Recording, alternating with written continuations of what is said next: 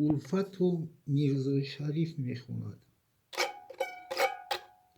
گفتم از تو بر دیلم هر دم کم از 100 غم مباد. زیر لب خندید و گفت تو بیش باد و کم مباد.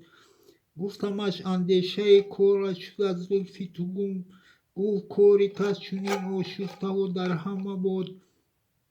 گفتمش بهر تو می ریزم ز مژگان دوری اشک. گفت یارب هرگز این ابر کرم بینم مباد. گفتمش شد قامتم چون حلقه اشکم چون نگین.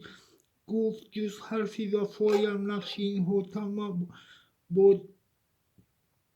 گفتم از هجران نباشد ماتم جان سوزتر. گفت در جان محیبان داغ این ماتم مباد.